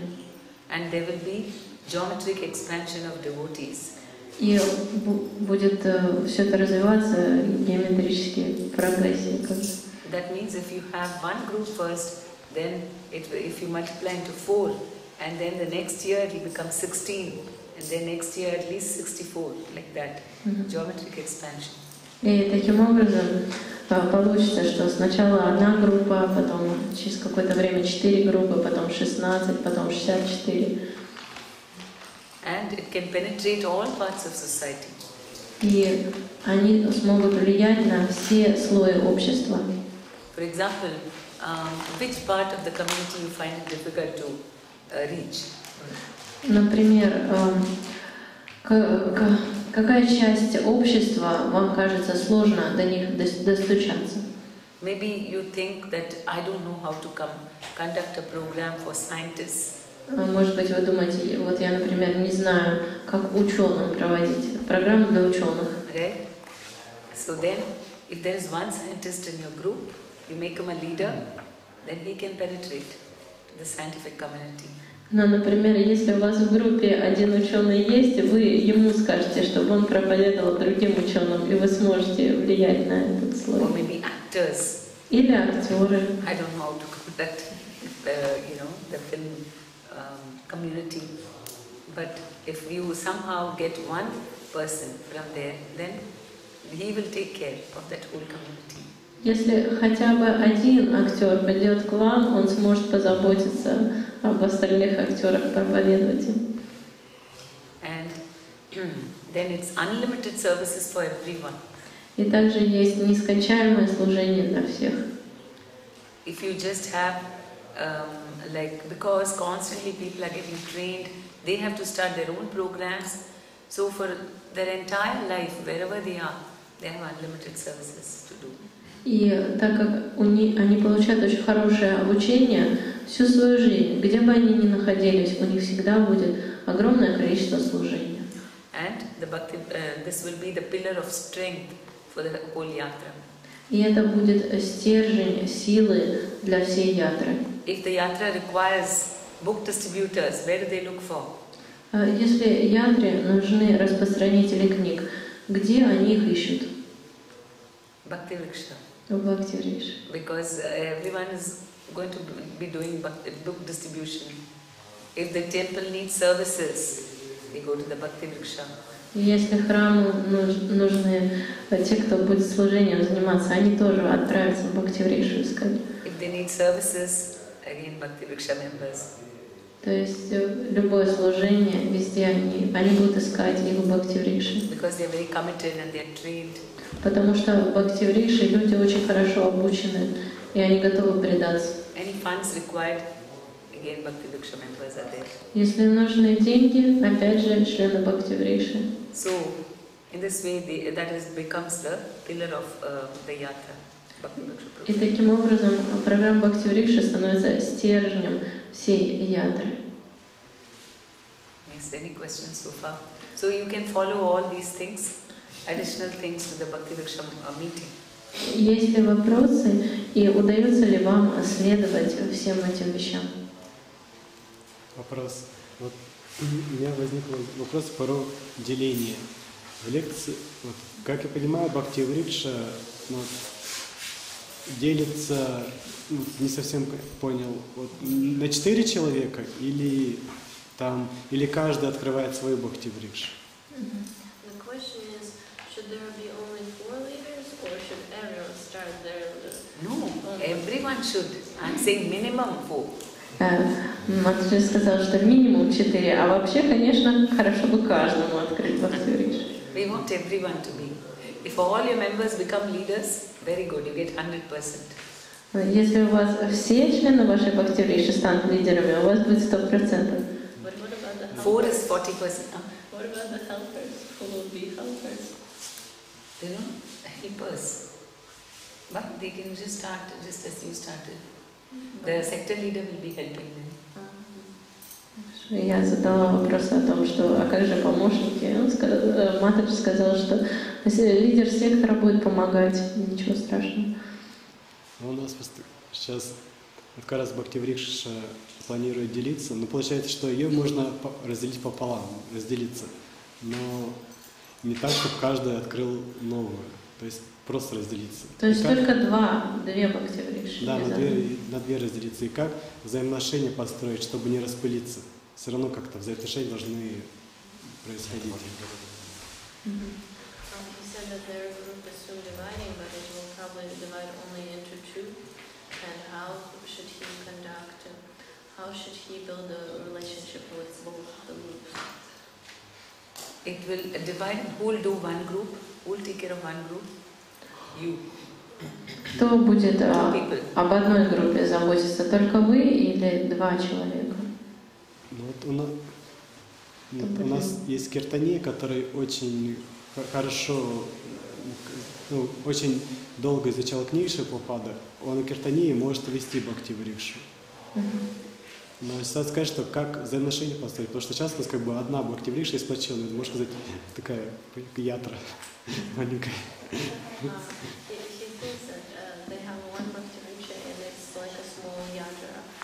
He's afraid that it will now split. He has one leader who's also a Kirtani and he will lead the Bhakti. But he's afraid that the relationship will fall apart because they're dividing. Why should it? You're going to have a study class for them. You can conduct that study class. Вы можете открыть обучающую группу для них всех. So they'll continue to meet. Чтобы они продолжали встречаться. Then you have the Sunday program. И также есть воскресная программа. You have meetings. Встречи. You have yoga programs. Программа в Юхе.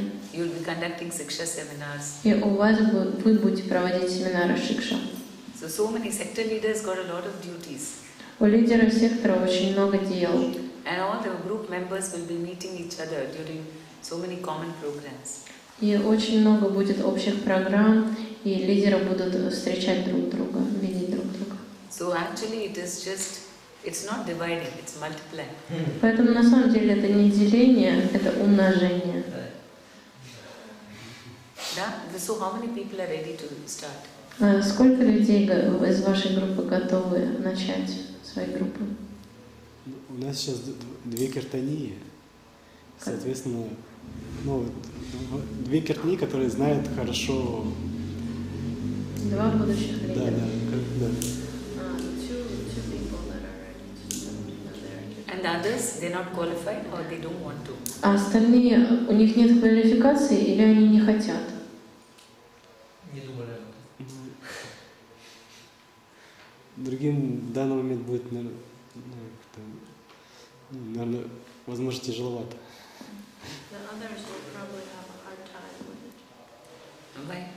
Почему? They're chanting 16 rounds. Они читают 16 кругов. Вот. Ну, у нас немного людей читают 16 кругов.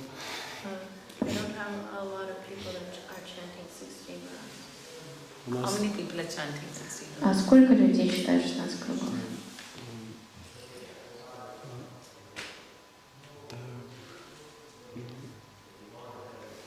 То два человека читают уже больше, ну, лет 20 уже читают, это уже старшие преданные. А вот Ананда Кишори, наш лидер, второй киртания, как раз про который я говорил, он 3 месяца читает 16 кругов. Ну, я вот что-то пробую почитать. Вот. А остальные уже немножко.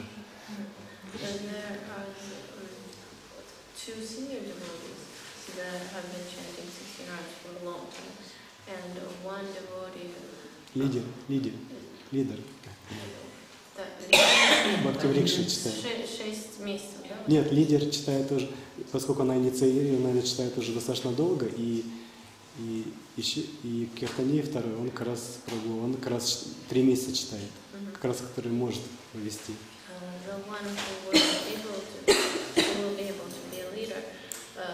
Has been chanting 16 rounds for 3 months, and the other, she's initiated, she's chanting. Okay, only these 2 people are chanting 16. Получается, только 2 человека читают 16 кругов. And the Prabhu said that he is also trying to chant 16 rounds. Who? This Prabhu. You're a leader? Вы лидер?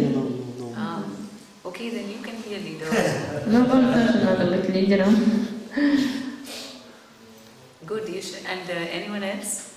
И есть ли еще кто-то? Семейные люди, но у них это сложно. И есть новенькие, ему это будет тоже не под силу. So there are some people that have a family and it is hard for them, and there are new people and it will also be hard for them to be leaders. Why do you think like that? Почему вы так считаете? Ну, новенькие недавно пришли, просто недавно. So there are new people that have only recently come to it. И они даже, как сказать, не сначала пришли, они вот буквально несколько месяцев. About only 3 months they haven't. Okay. So at least you will have one more, at least 4 people starting. You and those 2 leaders and one more. Можно, наверное, чтобы 4 человека начали. Вот вы, эти 2 лидера и еще кого-нибудь. Просто есть сомнения. You're from which yatra? Из какой ятры? Actually, I'm from a city near Stavropol. Stavropol. Рядом со Ставрополем. Если я вчера говорил, что у нас 2 группы есть в Ставрополе, но в моем городе это также большое население, 150 тысяч человек, и у нас немного старших преданных, и в основном они заняты. Вот, и чтобы как-то не зависеть от них, решил сами тоже организоваться. There are 2 groups in Stavropol, and this city that the Prabhu is from is not very big, about 150,000 people, and they don't have a lot of senior devotees. So now they want to organize a group by themselves. So they have already organized groups. And okay, so just a minute. And so how many? You can. What was I asking you? About 4 leaders. Yeah. You have one more leader. Есть ли еще кто-нибудь один, чтобы у вас было все-таки 4 лидера, которые начнут группу? Ну, просто очень большие сомнения. There are big doubts. Okay, from which places are you? Вы откуда? Урал между Челябинском и Екатеринбургом находится. А лидер ваш What's the здесь? name? Как вас зовут? Меня? Дегтярев Николай. And the place of where you stay? Место, где вы живете? Город Снежинск.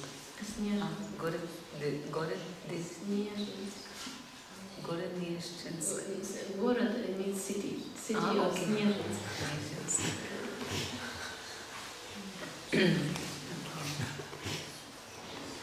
So we will finally we'll have an implementation plan for everyone, what we're going to do, so that you have a clear goal, what to achieve for the coming year. Должно быть, у каждого должен быть план, чтобы на следующий год они знали, чего они хотят достичь. But before that, we will see what are the secrets of success. Но перед этим мы обсудим секреты успеха. Of course, if you follow all these other things, you will be successful. Конечно, если вы будете всему этому следовать, вы будете успешными. But apart from that, there are certain things which are really essential for you to succeed. Но есть еще дополнительные вещи, которые очень важны для вашего успеха. The first thing, can you guess? Первую вещь вы можете догадаться? Yes, but even if you are enthusiastic, there is something you must do in order to succeed. Yes, sadhana. Even the Christians, they did a survey on their self-church groups. What makes some groups successful and what others not? В христианской общине было такое исследование, что приводит к успеху, что вот некоторые группы успешны, а некоторые нет. Is it something to do with education or gender? Может быть, это связано с полом или с образованием. And then they found that all the leaders whoever succeeded, they always mentioned that they pray very hard before the group meeting. Но успешные лидеры, они говорили о том, что они очень искренне, очень сильно молятся перед встречей. And that day when Solnas Jayapataka Swami also mentioned this, when someone asked a question, why do some groups succeed and why some others don't? They asked him. И на лекции его святейшества Пата Госвами Махараджа спрашивали, а почему вот некоторые группы успешны, а некоторые нет? And he said that if you are dependent on Krishna and Guru always, then you will be successful. И он сказал, если вы полагаетесь на Кришну и на Гуру всегда, тогда вы будете успешны. So it also keeps you spiritually strong if your sadhana is good. И так это дает вам духовную силу, если у вас хорошая садхана. Then you become enthusiastic if sadhana is good. И таким образом у вас появляется вдохновение. And also you will be able to convince others. И вы сможете убедить других. If you are chanting very nicely, then you can convince others why they need to chant. Если вы очень хорошо воспеваете, вы сможете убедить других, почему они должны воспевать. If your chanting is not good, then you say, who am I to say? I am not going to force them. Very difficult to chant, so I am not going to tell them to chant. Но если вам самому трудно воспевать, вы скажете, ну как я буду других? Это же так сложно учить. Once one lady approached Gandhiji, Mahatma Gandhi. Одна женщина пришла к Ганди. And she requested that, can you please advise my son to stop having sugar? И она сказала, пожалуйста, скажите моему сыну, чтобы он не ел сладкого. Because he's got diabetes. Потому что у него диабет. And so then he said, okay, come next week. И он сказал, хорошо, приходите через неделю. So next week when she brought her son, so Gandhi said, no, you should not take sugar because it's very bad for the health. И через неделю, когда она пришла, Махатма Ганди сказал, пожалуйста, не ешь сладкого, это очень вредно для здоровья. And even though the son was not listening to his mother, he immediately said yes to Gandhi. И хотя он не слушал свою маму, он сразу же сказал да Ганди. So then the mother asked him, why you could have told him this last week only? Why you asked me to come, bring him next week? И мама спросила, ну почему же ты неделю назад этого не сказал? Ты же мог бы это сделать? So then Gandhi said, because I was having sugar then. Он сказал, потому что я тогда сам ел сладкое. So I like sugar, how can I tell him don't eat sugar? Я же люблю сладкое, как я ему могу сказать, не ешь сладкое. So for 1 week I didn't have any sugar. На целую неделю я вообще не ел сладкого. So when I explained to him why he should stop sugar, it was very convincing to him. И когда я ему сказал, он сразу же послушался меня. So if our sadhana is good, then we make sure everybody's sadhana is good. Потому что если у нас хорошая садхана, мы обеспечим хорошую садхану у других. Then good listening. Хорошее слушание. You should listen to your members. Нужно слушать членов своей группы. During your group meetings, I mean icebreakers and discussions. Во время всех обсуждений, вот колки льда. And telephone calls. И когда вы звоните по телефону. So then this encourages the members. И это вдохновляет членов группы. It's not enough if you just give good lectures, but good listening is very, very important. Хорошие лекции — это не всегда очень важно. Самое важное — это хорошее слушание. Helps you to learn about and understand others. Это помогает вам изучить других и понять их. And you can also learn from them so many things. И также вы сможете многое от них понять, узнать. And it will help you in counseling also. И это поможет вам в наставничестве. And the other thing is, you should feel concerned as a parent. И таким образом также вам нужно вести себя как родитель. Мы стараемся вдохновить. Only then you can achieve things. Yes? Только тогда вы сможете чего-то достичь. Это значит, что мы должны как-то из зоны комфорта выталкивать из своей. And this is about the comfort zone. We should push them a little bit out of their comfort zone. Yes. Да. For example, there was one couple, they were doing nice service, then they got one baby, then very nice, baby speaking all nice words and taking care of the baby. So they got a nice excuse now, not doing very active service. И однажды одна семейная пара, они очень хорошо служили. Но потом у них родился ребенок, он, конечно, очень был хороший, милый, и это было хорошее оправдание, чтобы не служить. Then they required some push from senior devotees. И старшие преданные старались их немножко подтолкнуть. Krishna also did his work. И Кришна тоже сделал свою работу. The baby fell sick. Ребенок стал болеть. And then the parents were very anxious.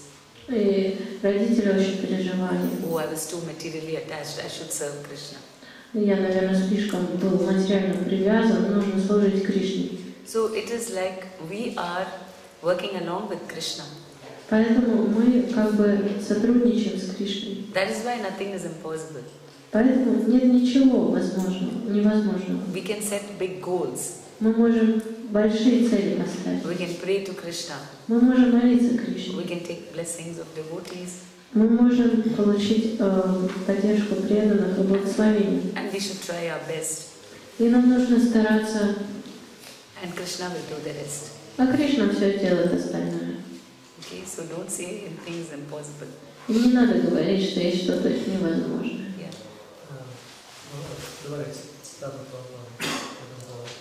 He wants to talk, say a quotation of Prabhupada. Там был вопрос, что можно больше никого не подталкивать, а быть такими мягкими. Написали письмо. Он сказал, что если бы я был мягким, то вы бы не стали преданными. Someone wrote a letter to him, and they said maybe we should be very soft. Not push people. Not push people. Not to be aggressive. And he said, you know, if I was very soft, Prabhupada said, then you would not have become devotees. Он сказал, что меня никто сюда не приглашал, даже вы меня не приглашали, потому что вы меня еще не знали. Но я приехал, я push чуть-чуть, поэтому стали преданными. He said, nobody invited me to come here, and you didn't invite me, but I came here and I pushed a little bit, and then you became devotees. So you should feel shy. Не нужно стесняться. But you must become expert how to convince others. Нам нужно стать экспертом в том, как вдохновлять других. You know how you can convince other people? Как же мы можем убедить кого-то? You have to find out what are their concerns. Нужно узнать, о чем они переживают. And you have to address those concerns. И нужно работать с этими переживаниями. And how they will benefit through whatever you're proposing. И вам нужно привести им примеры, что они получат от того, что вы им предлагаете. Then they will accept it. Тогда они примут. For example, now, Nikolai, who is that devotee who is chanting 16 rounds, but you feel it's difficult for them to conduct a bhakti viksha? Например, кто этот преданный, который читает 16 кругов, но вы считаете, что ему будет сложно вести бхакти викшу? Who is that? What is his name? Как его зовут? Который недавно, это совсем недавно, вот я начал недавно.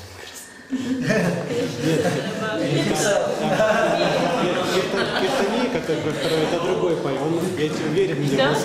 Вот Прабхупада, который говорил про Киртани, он как раз, я в нем уверен, он сможет вести, а вот В себе нет. А в себе нет. He said, Kиртани is going to lead a bhakti viksha. He's sure of himself, but this Prabhu is not sure of himself. Okay. See, when you think you cannot do, you think others cannot do. Вот видите, вы думаете, что вы не можете, поэтому вы думаете, что другие тоже не могут. Okay, now I'm going to talk to you. Я с вами поговорю. So, do you have a family? У вас есть семья? Ну это как мама, папа, сестра. Oh, mother and father. Okay. And what is your concern about why you won't be able to do? А почему вы считаете, что вы не сможете вести бхакти викшу? Волевых качеств не хватает. He thinks he doesn't have enough strong qualities of personality. What are those qualities? Например, какие качества? Вот лидер, на нем лежит ответственность за других людей, он их должен куда-то привести. Вот куда я приведу? He says that the leader has to lead people somewhere. He thinks, how can I lead somewhere? Where will I lead people? Where are we all going? what is our goal? А куда мы все идем? Какова наша цель в сознании Кришны? Просто у меня есть определенные сложности именно в преданном служении. И 16 кругов я как-то у меня очень со скрипом. And he says, I have a lot of difficulties in my devotional service, and it's hard for me to chant my 16 miles, and I do it with great difficulty. Okay, do you have a job? У вас есть работа? Yes. Okay, and what are the working hours? И каковы рабочие часы, рабочее время? С 8 до 5. From 8 to 5. Okay, so you have a lot of time. У вас много времени. But you know, if you conduct a bhakti vriksha, then you will get the taste and the reason why your sadhana should be good. Когда вы будете вести бхакти-врикшу, вы получите вкус и вы получите причину, почему нужно исправить свою садхану. Yeah, because then you will read carefully, because I have to teach my members. Вы тогда будете читать очень внимательно, потому что вы знаете, что вы должны кого-то обучить. I have to chant nicely, then only I can be a good leader. Вы будете думать, я должен хорошо воспевать, только тогда я смогу стать хорошим лидером. And you're always thinking about your members, how to help them. И вы будете постоянно думать, как помочь членам моей группы. And suddenly you will find your Krishna consciousness is just shooting up. И потом вы вдруг заметите, что ваше сознание Кришны, оно просто растет и растет. And you're getting so much taste. И вы получите столько вкуса. So much of desire to serve. И столько желания служить. You know, that is why you need to be a leader. Поэтому вам нужно быть лидером. So that your sadhana will also be very good and strong. Чтобы ваша садхана была очень сильной и хорошей. Can you see? Вы понимаете? I think. Я подумаю. So you will be a leader. Что вы станете лидером? Подписывайтесь. You take the help of your sector leader. Вы можете получить помощь от лидера вашего You're not сектора. alone. Вы не один. You ask him to come and help you to start. Просто попросите его помочь вам начать. Ask him to visit you regularly. Чтобы он регулярно приходил. Discuss with him many problems. Какие-то проблемы обсуждайте с ним. Ну, у меня есть проблемы именно в общении, поскольку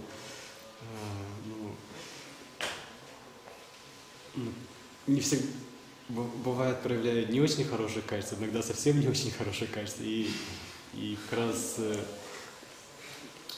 я уже было так, что я уже людям проповедовал фанатично, и уже, соответственно, уже испортил с некоторыми людьми отношения, поскольку я неправильно проповедовал, соответственно, уже даже где-то уже успел испортить даже отношения с людьми.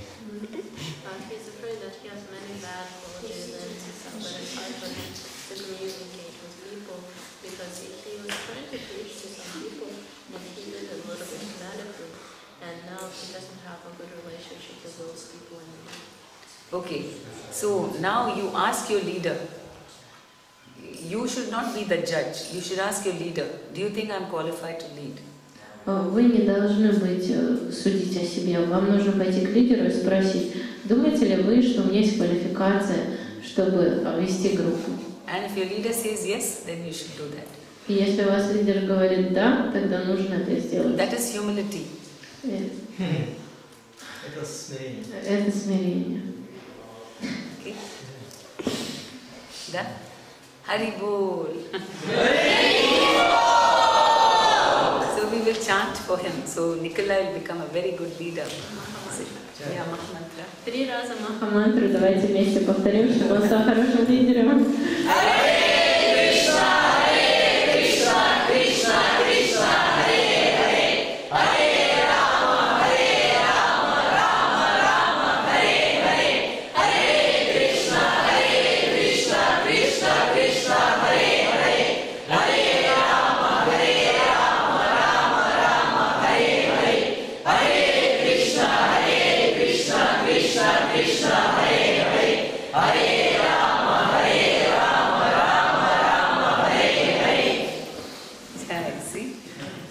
Видите? People have a lot of doubts like this. У людей много есть сомнений, подобных этим. And when you talk to them, then you discover there's, the power comes from Krishna. And now you feel confident? И когда вы обсуждаете с людьми, вы понимаете, какие у них есть сомнения, а сила исходит от Кришны. А сейчас вы чувствуете себя уверенным, более уверенным? Я понимаю, что... Надо сказать. Нет, пусть это.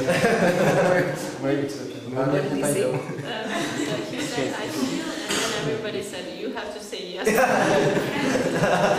Я просто понимаю, что в преданном служении нужно строить отношения с духовным учителем, и когда духовный учитель дает наставления, и как раз когда нужно выполнять эти наставления, как раз вырабатывается как раз смирение. Вот я про это вспомнил. This means that he should have a spiritual master, a teacher, and follow his instructions. Yeah, you have a Bhakti sector leader, no? Your Bhakti Vriksha leader. У вас есть лидер Бхакти Рикша. Do you take his guidance? Вы принимаете его руководство? Не всегда. So about this you should consult him. А насчет этого нужно проконсультироваться с ним. Да? You cannot, that is how the parampara is built. You have to consult your Bhakti Vriksha leader. He will be consulting. If he has any doubt, he will consult his seniors. Вам нужно поговорить со своим лидером Бхакти Врикши, а если у него есть какие-то сомнения, он пойдет к своим старшим преданным. Okay, it is his job to make you succeed. Это его работа, чтобы сделать вас успешными. Yeah. Okay, let us see. Next festival, we want to know what Nikolai. Our services require more and more maturity. Нам нужно постоянно духовно развиваться. Например, мы думаем, вот я уже читаю пранамамантру, ну и хватит. Но этого недостаточно. Может быть, этого достаточно, чтобы стать лидером, но также нужно продолжать развиваться дальше.